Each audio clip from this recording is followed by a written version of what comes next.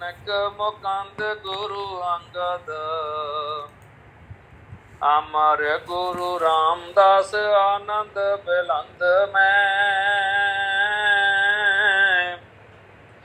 ਸਤ ਗੁਰੂ ਅਰਜਨ ਸ਼੍ਰੀ ਹਰਿ ਗੋਬਿੰਦ ਚੰਦ ਗੁਰੂ ਹਰਿ ਰਾਏ ਬ੍ਰਿੰਦ ਬਿਗਨ ਮੁਕੰਦ ਮੈਂ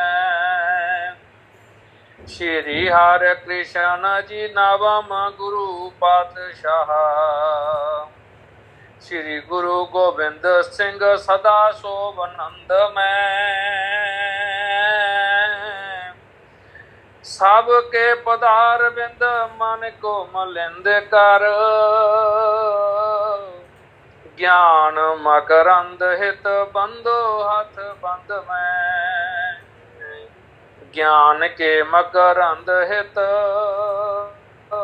ਬੰਦੋ ਹੱਥ ਬੰਦ ਮੈਂ। ਮਹਾਂਪੁਰਸ਼ੋ, ਅੱਜ ਆਪਣਾ 5ਵਾਂ ਅਧਿਆਇ ਪ੍ਰਾਰੰਭ ਹੋਣ ਜਾ ਰਿਹਾ ਹੈ। ਸਾਰ ਕਤਾਵਲੀ ਦਾ ਬੜਾ ਹੀ ਆਤਮਿਕ ਉન્નਤੀ ਦਾ ਇਹ ਜਿਹੜਾ ਅਧਿਆਇ ਹੈ, ਇਸ ਜੀਵਨ ਦੇ ਵਿੱਚ ਹਰ ਇੱਕ ਪੁਰਸ਼ ਚਾਹੁੰਦਾ ਹੈ ਵੀ ਮੈਨੂੰ ਮਾਣ ਸਤਿਕਾਰ ਤੇ ਪਿਆਰ ਮਿਲੇ, ਪਰ ਉਹ ਕਿਵੇਂ ਮਿਲ ਸਕਦਾ ਹੈ, ਕਿੱਥੇ ਮਿਲ ਸਕਦਾ ਹੈ, ਕਿੰਨਾ ਮਿਲ ਸਕਦਾ ਹੈ, ਕਦੋਂ ਮਿਲ ਸਕਦਾ ਹੈ, ਇਹ ਸਾਰਾ ਇਸ ਅਧਿਆਇ ਵਿੱਚ ਵਰਣਨ ਹੈ। ਅਥ ਪੰਚਮ ਅਧਿਆਇ ਮੈਂ ਵਰਣਨ ਕਰੈ ਵਿਚਾਰ ਖਸ਼ਟ ਛੰਦ ਚਿਤ ਚੰਦ ਜਨ ਸੁਰਤ ਜਨ ਤਰੋ ਸੁਣੋ ਉਦਾਰ। ਗ੍ਰੰਥਾਕਾਰ ਕਹਿੰਦੇ ਇਸ 5ਵੇਂ ਅਧਿਆਇ ਦੇ ਵਿੱਚ ਮੈਂ ਵਰਣਨ ਕਰ ਰਿਹਾ ਵਿਚਾਰ ਦਾ ਵਰਣਨ ਕਰਾਂ। 6 ਸੰਦ ਨੇ, ਚਿਤ ਚੰਦ ਜਨ ਸੁਰਤ ਧਰ ਸੁਣੋ ਉਦਾਰ। ਇਹ ਜਿਹੜੇ 6 ਸੰਦ ਮੈਂ ਵਰਣਨ ਕਰਨੇ ਨੇ, 6 ਸੰਦਾਂ ਦੇ ਵਿੱਚ ਹੀ ਕੌਲ ਦੇ ਸਮਾਨ ਜਿਹੜਾ ਫੁੱਲ ਨੂੰ ਖਿੜਾਉਣ ਵਾਲੇ ਨੇ, ਤੇ ਬੜਾ ਸੁੰਦਰ ਹੀ ਇਸ ਅਧਿਆਇ ਦਾ ਅਧਿਐਨ ਹੈ। ਸੁਰਤ ਧਰ ਸੁਣੋ ਉਦਾਰ। ਇਹ ਉਦਾਰ ਆਤਮਾਵੋ, ਤੁਸੀਂ ਸ਼ਰੁਤੀ ਨੂੰ ਸਥਿਰ ਕਰਕੇ ਇਕਾਗਰ ਕਰਕੇ ਸ਼ਰਵਣ ਕਰੋ। ਚੌਪਈ ਗੌਰਵ ਪ੍ਰਾਪਤ ਦਾਨ ਕਰੈ ਧਨ ਧਨ ਸੰਗ੍ਰਹਿ ਕਰ ਗੌਰਵ ਨਹਿ ਜਨ ਸਭ ਤੇ ਊਚੇ ਬਾਰਦ ਜੈਸੇ ਬਾਰਦ ਅਦੇ ਭਏ ਫੁਨ ਤੈਸੀ ਗੌਰਵੰ ਪ੍ਰਾਪਤੇ ਦਾਨੰ ਤੂ द्रव्यस्य संग्रहात् स्थिति रुचिर पयोदानां पयोधीनां अधा पुनः। गौरव प्राप्त दान करे धन। गौरव नाम है शोभा ਦਾ, ਵਡਿਆਈ ਦਾ, ਉਪਮਾ ਦਾ, ਉੱਚੇ ਹੋਣ ਦਾ। ਇੱਕ ਜਿਵੇਂ ਆਪਾਂ ਕਹੀਏ ਸਮਾਜ ਵਿੱਚ ਇੱਕ ਉੱਚਾ ਬੰਦਾ ਹੈ, ਉਹਨੂੰ ਗੌਰਵ ਪ੍ਰਾਪਤੀ ਕਹਿ ਦਿੰਦੇ ਆ, ਗਰਮਾਮਈ, ਗੌਰਵਮਈ। ਕਹਿੰਦੇ ਨੇ ਕਿ ਇਹ ਜਿਹੜੀ ਪ੍ਰੀਤੀ ਹੈ ਸਤਿਗੁਰ ਪਾਤਸ਼ਾਹ ਦੀ, ਗੌਰਵ ਪ੍ਰਾਪਤ ਦਾਨ ਕਰੈ ਧਨ ਧਨ ਸੰਗ੍ਰਹਿ ਕਰ ਗੌਰਵ ਨਹਿ ਜਨ। ਜਦੋਂ ਤੁਸੀਂ ਧਨ ਨੂੰ ਦਾਨ ਕਰੋਗੇ, ਦਿਓਗੇ, ਵੈਸੇ ਦੱਦਾ ਸ਼ਬਦ ਜਿੱਥੇ ਵੀ ਪ੍ਰਯੋਗ ਹੋਇਆ ਹੈ ਦੇਣ ਅਰਥ ਵਿੱਚ ਹੋਇਆ ਹੈ, ਤੇ ਦੱਦਾ ਦਾਨ ਕਰਨ ਵਾਲੇ ਨੂੰ ਹਮੇਸ਼ਾ ਹੀ ਜਿਹੜਾ ਵੱਡਾ ਕੁਛ ਵੀ ਮਿਲਦਾ ਹੈ। ਗੌਰਵ ਪ੍ਰਾਪਤ ਦਾਨ ਕਰੈ ਧਨ। ਗ੍ਰੰਥਾਕਾਰ ਕਹਿੰਦੇ ਵੀ ਜਦੋਂ ਦਾਨ ਕਰੋਗੇ ਤੁਹਾਨੂੰ ਗੌਰਵ ਦੁਨੀਆ ਵਿੱਚ ਵਡਿਆਈ ਸ਼ੋਭਾ ਮਹਿਮਾ ਮਿਲੇਗੀ। ਧਨ ਸੰਗ੍ਰਹਿ ਕਰ ਗੌਰਵ ਨਹਿ ਜਨ। ਤੁਹਾਡੇ ਘਰ ਵਿੱਚ ਜਿੰਨਾ ਮਰਜ਼ੀ ਧਨ ਹੋਵੇ, ਤੁਸੀਂ ਸੰਗ੍ਰਹਿ ਕਰ ਲਵੋ, ਤੁਹਾਨੂੰ ਗੌਰਵ ਨਹੀਂ ਮਿਲ ਸਕਦਾ, ਉਪਮਾ ਸ਼ੋਭਾ ਵਡਿਆਈ ਨਹੀਂ ਹੋ ਸਕਦੀ। ਕਹਿੰਦੇ ਗੌਰਵਮ ਪ੍ਰਾਪਤੇ ਦਾਨਾਤ, ਦਾਨ ਦੇ ਨਾਲ ਗੌਰਵ ਪ੍ਰਾਪਤ ਹੁੰਦਾ ਹੈ। ਨਾ ਤੂੰ द्रव्यस्य ਸੰਗ੍ਰਹਾਤ। ਕਹਿੰਦੇ द्रव्य ਨੂੰ ਸੰਗ੍ਰਹਿ ਕਰਨ ਤੇ ਨਾ ਤੂੰ ਨਹੀਂ ਹੋ ਸਕਦਾ। ਸਥਿਤੀ ਉੱਚੀ ਪਯੋਧਾ ਨਾਮ, ਸਭ ਤੇ ਉੱਚੇ ਬਾਰਦ ਜੈਸੇ।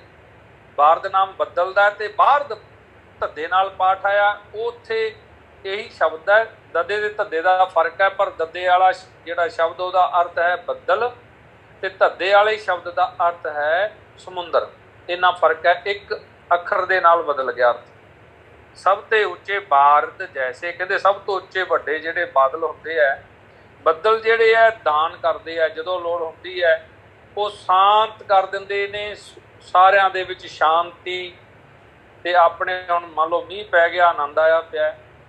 ਤੇ ਬਾਰਦ ਅਤੇ ਭੈਪਣ ਪੈਸੇ ਤੈਸੇ, ਕਹਿੰਦੇ ਜਲ ਤਾਂ ਬਹੁਤ ਜ਼ਿਆਦਾ, ਸਮੁੰਦਰ ਕੋਲ ਤੇ ਬਹੁਤ ਜ਼ਿਆਦਾ ਜਲ ਹੈ, ਪਰ ਉਸ ਦੇ ਜਲ ਨੂੰ ਖਾਰਾ ਹੋਣ ਕਰਕੇ ਥੁੱਕ ਦਿੰਦੇ ਨੇ ਲੋਕ, ਤੇ ਉਸ ਨੂੰ ਨਾ ਕੋਈ ਪੀ ਸਕਦਾ। ਇੱਥੋਂ ਤੱਕ ਕਿ ਨਹਾਉਣ ਤੋਂ ਵੀ ਲੋਕ ਕੰਨੀ ਕਤਰਾਉਣ ਲੱਗ ਜਾਂਦੇ।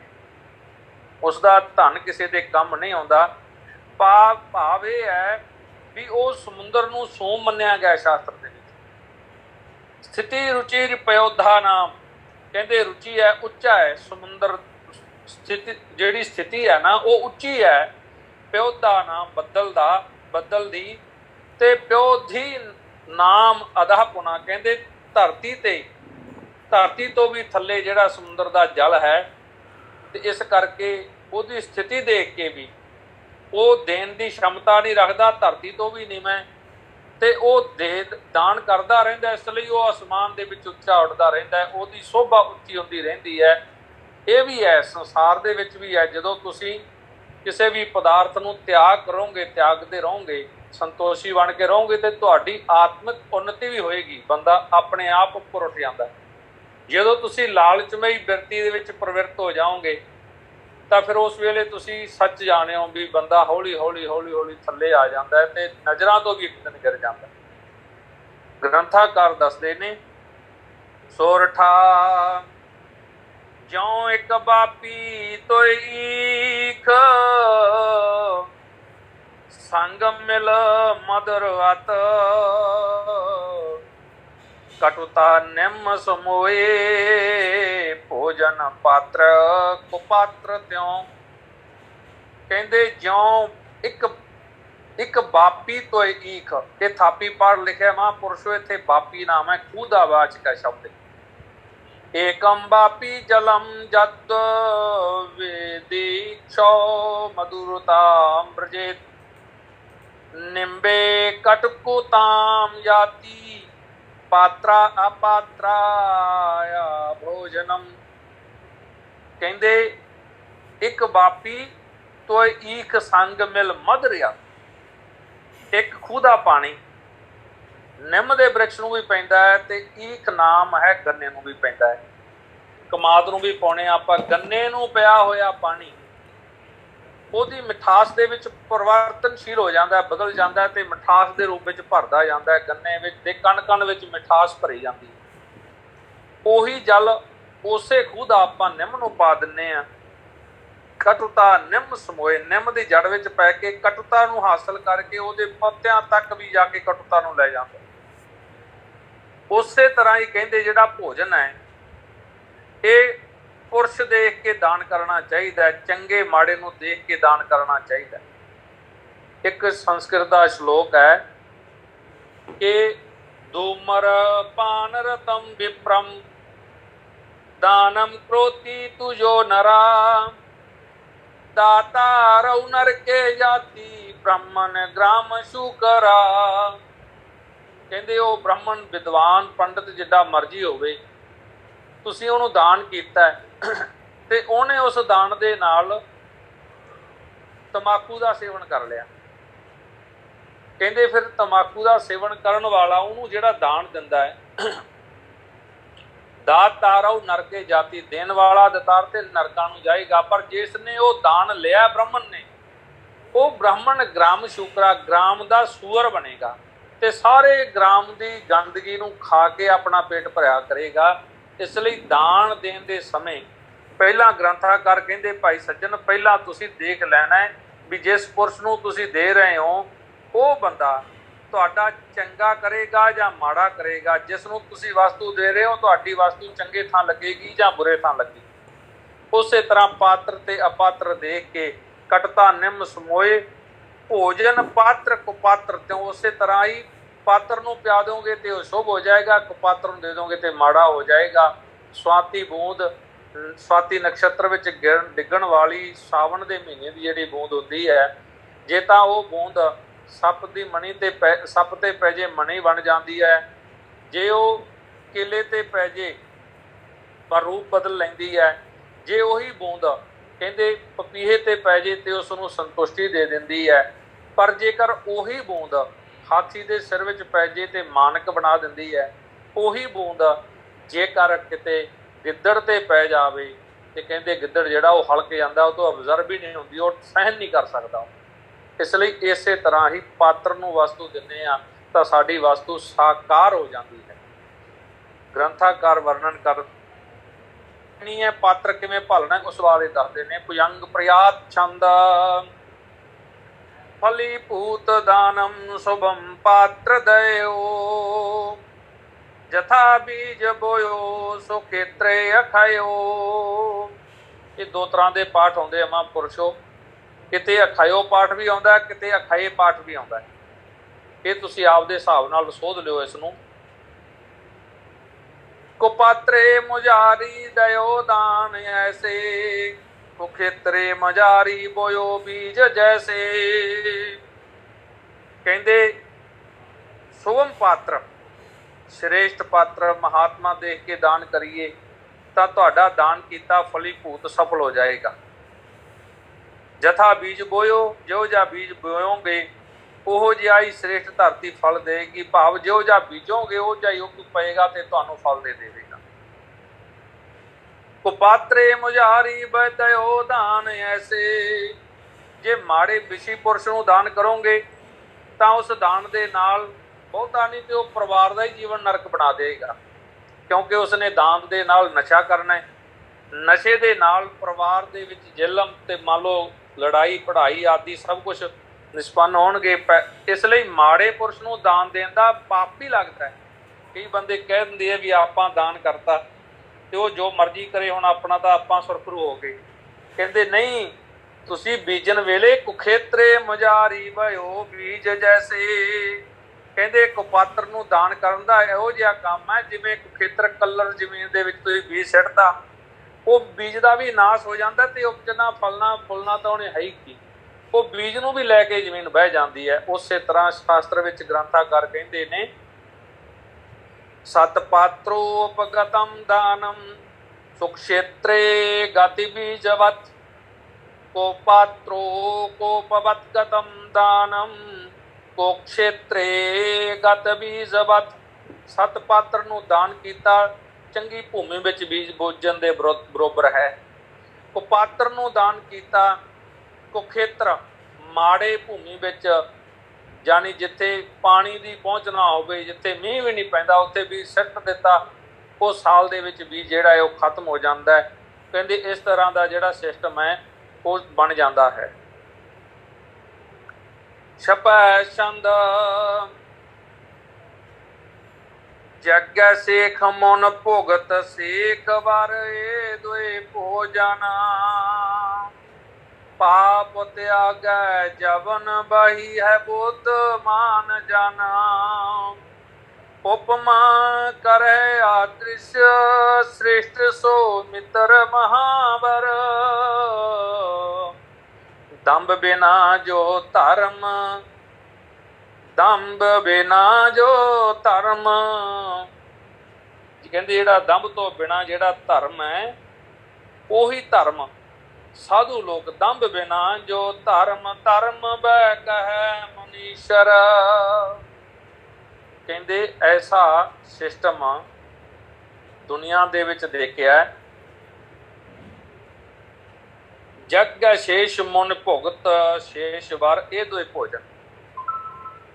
ਕਹਿੰਦੇ ਸ਼ੇਸ਼ ਮੁਨੀ ਜਿਹੜੇ ਰਿਸ਼ੀ ਮੁਨੀ ਹੈ, ਜਗ ਕਰਕੇ ਸ਼ਿਸ਼ਟ ਭੋਜਨ ਬਚ ਜਾਵੇ। ਇੱਕ ਗੀਤਾ ਦਾ ਸ਼ਲੋਕ ਆਉਂਦਾ ਹੈ, ਜਗ ਸ਼ਿਸ਼ਟਾ ਸ਼ਿਨੋ ਸੰਤੋ ਮੁਚਯੰਤੇ ਸਰਵ ਕਿਲ ਵਿਸ਼ਈ ਭੁੰਜਤੇ ਤੇ ਤੋਗਮ ਪਾਪਾ ਜੇ ਪਚੰਤਿਆਤਮ ਕਾਰਨਾਤ। ਕਹਿੰਦੇ ਜਗ ਸ਼ਿਸ਼ਟਾ ਸ਼ਿਨੋ ਸੰਤੋ ਮੁਚਯੰਤੇ ਸਰਵ ਕਿਲ ਵਿਸ਼ਈ। ਜਗ ਤੋਂ ਅਸ਼ਿਸ਼ਟ ਭੋਜਨ ਕਰਨਾ ਕਰੋ, ਤੁਹਾਡੇ ਸਾਰੇ ਪਾਪ ਖਤਮ ਹੋ ਜਾਣਗੇ। ਭਗਵਾਨ ਕ੍ਰਿਸ਼ਨ ਕਹਿੰਦੇ ਗੀਤਾ ਵਿੱਚ, ਜਗ ਸ਼ਿਸ਼ਟਾ ਸਿਨੋ ਸੰਤੋ ਮੁਚੰਤੇ ਸਰਵ ਕਿਲ ਵਿਸ਼ਈ ਭੁੰਜਤੇ ਤੇ ਤੁਗਮ ਪਾਪਾ ਜੇਪਚੰਤ ਆਤਮਕਾਰਨਾਥ। ਜਿਹੜੇ ਭੋਜਨ ਦਾਨ ਕਰੇ ਬਿਨਾਂ ਤੁਸੀਂ ਛਕਦੇ ਹੋ, ਐ ਮੰਨ ਲਓ ਵੀ ਤੁਸੀਂ ਪਾਪ ਖਾ ਰਹੇ ਹੋ। ਇੱਥੇ ਵੀ ਗ੍ਰੰਥਾਕਾਰ ਨੇ ਉਸੇ ਹੀ ਭਾਵ ਵਿੱਚ ਵਰਣਨ ਕੀਤਾ, ਜਗੈ ਸੇਖ ਮੁਨ ਭੁਗਤ ਸੇਖ ਵਰ ਇਹ ਦੋਈ ਭੋਜਨ। ਜਗ ਤੋਂ ਬਾਕੀ ਬਚਿਆ ਭੋਜਨ ਅੰਮ੍ਰਿਤ ਹੁੰਦਾ ਹੈ, ਤੇ ਸ਼ੇਸ਼ ਜਿਹੜਾ ਭੋਜਨ ਮੁਨੀ ਲੋਕ ਭੋਜਨ ਛਕ ਕੇ ਸਾਧੂ ਲੋਕ ਜਾਣ, ਤੇ ਉਹ ਭੋਜਨ ਜਿਹੜਾ ਭੋਗ ਲੱਗਿਆ ਹੋਇਆ ਭੋਜਨ, ਇਹ ਭੋਜਨ ਸ੍ਰੇਸ਼ਟ ਭੋਜਨ ਮੰਨੇ ਜਾਂਦੇ ਨੇ। ਪਾਪ ਤਿਆਗੈ ਯਵਨ ਬਹੀਐ ਬੁੱਧਵਾਨ ਜਨ। ਕਹਿੰਦੇ ਐਸੇ ਭੋਜਨ ਨੂੰ ਛਕ ਕੇ ਨਾ ਬਹੁਤੇ ਲੋਕ ਪਾਪ ਤਿਆਗ ਜਾਂਦੇ ਨੇ। ਬੁੱਧੀਵਾਨ ਲੋਕ ਉਹ ਭੋਜਨ ਛਕਦੇ ਨੇ ਜਿਸ ਨੂੰ ਛਕ ਕੇ ਪਾਪ ਤਿਆਗਣ ਦੀ ਪ੍ਰਵਿਰਤੀ ਜਾਗਰਤ ਹੋ, ਐਸੀ ਵਸਤੂ ਖਾਂਦੇ ਨੇ। ਐਸੇ ਭੋਜਨ ਦੇ ਵਿੱਚ ਆਹਾਰ ਪ੍ਰਾਪਤ ਕਰਦੇ ਨੇ ਕਿ ਜਿਸ ਨੂੰ ਖਾਈਏ ਤੇ ਮਨ ਦੀ ਜਿਹੜੀ ਬਿਰਤੀ ਹੈ ਸਤੋਗੁਣੀ ਹੋ ਜਾਵੇ। ਕਿਉਂਕਿ ਭੋਜਨ ਵੀ ਸਾਤਵਿਕ, ਰਾਜਸਿਕ, ਤਾਮਸਿਕ ਤਿੰਨ ਤਰ੍ਹਾਂ ਦਾ ਭੋਜਨ ਹੈ। ਆਪਾਂ ਕਿਸੇ ਦੇ ਤੇ ਸਮਾਂ ਲਾਵਾਂਗੇ ਵੀ ਸਾਤਵਿਕ ਭੋਜਨ ਕੀ ਹੁੰਦਾ ਹੈ, ਰਾਜਸਿਕ ਭੋਜਨ ਕੀ ਹੁੰਦਾ ਹੈ ਤੇ ਤਾਮਸਿਕ ਭੋਜਨ ਕੀ ਹੁੰਦਾ ਹੈ। ਤਾਮਸਿਕ ਭੋਜਨ ਖਾਣ ਨਾਲ ਨਿੰਦਰਾ ਆਏਗੀ, ਬਿਰਤੀ ਵਿੱਚ ਉਲਝਣ ਰਹੇਗੀ। ਰਾਜਸਿਕ ਭੋਜਨ ਦੇ ਨਾਲ ਤੁਸੀਂ ਪ੍ਰਵਿਰਤ ਰਹੋਗੇ, ਕੰਮਾਂ ਕਾਰਾਂ ਵਿੱਚ ਭੱਜੋਗੇ, ਦੌੜੋਗੇ। ਸਾਤਵਿਕ ਭੋਜਨ ਦੇ ਨਾਲ ਸਤੋ ਗੁਣ ਬਿਰਤੀ ਸ਼ਾਂਤ ਰਹੇਗੀ, ਆਨੰਦਮਈ ਰਹੇਗੀ, ਭਜਨ ਵਿੱਚ ਲੀਨ ਹੋਏਗੀ। ਇਸ ਲਈ ਪਾਪ ਤਿਆਗੈ ਜਵਨ ਬਹੀ ਹੈ ਬੁੱਧਵਾਨ।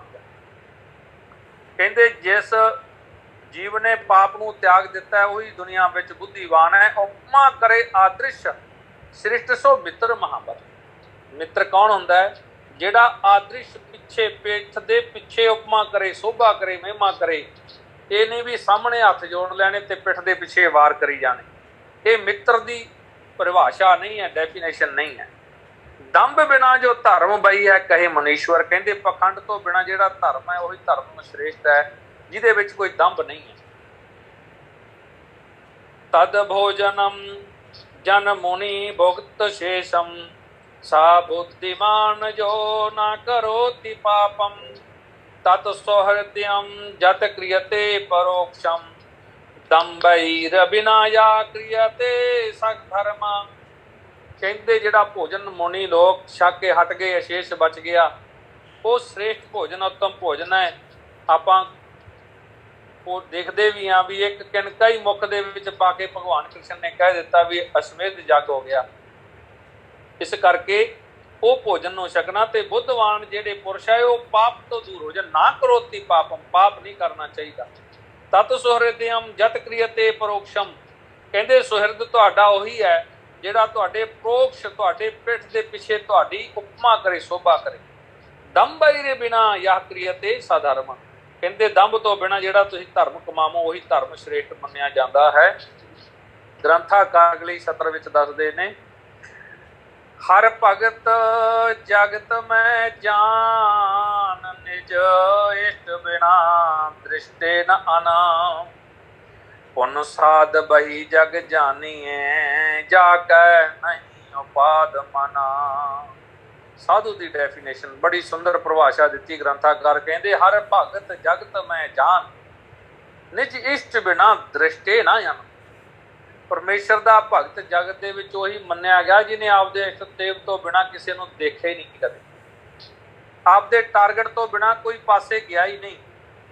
ਹੋਰ ਕਿਸੇ ਨੂੰ ਸਤਿਕਾਰ ਸਭ ਨੂੰ ਦਿੱਤਾ ਹੈ, ਪਰ ਜਿੰਨਾ ਆਪਦੇ ਇਸ਼ਟ ਨੂੰ ਸਤਿਕਾਰ ਦਿੱਤਾ ਹੈ, ਆਪਦੇ ਪਿਆਰ ਦਿੱਤਾ ਹੈ, ਉਹਦੇ ਵਿੱਚ ਮਨ ਲਾਇਆ, ਉਹਨਾਂ ਕਿਤੇ ਨਹੀਂ ਮਨ ਲਾਇਆ।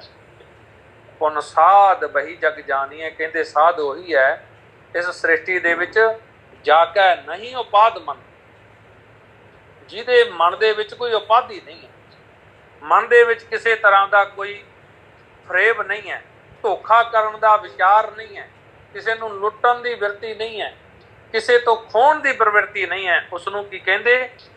ਸਾਧੂ ਕਿਹਾ ਜਾਂਦਾ ਹੈ, ਜਿਹਦੇ ਉਪਾਧੀ ਮਨ ਵਿੱਚ ਕੋਈ ਨਹੀਂ, ਨਾ ਜ਼ਮੀਨ ਦੀ ਹੈ ਨਾ ਕਿਸੇ ਹੋਰ ਵਸਤੂ ਦੀ ਹੈ, ਝਗੜਾ ਨਹੀਂ ਮੰਨਦੇ।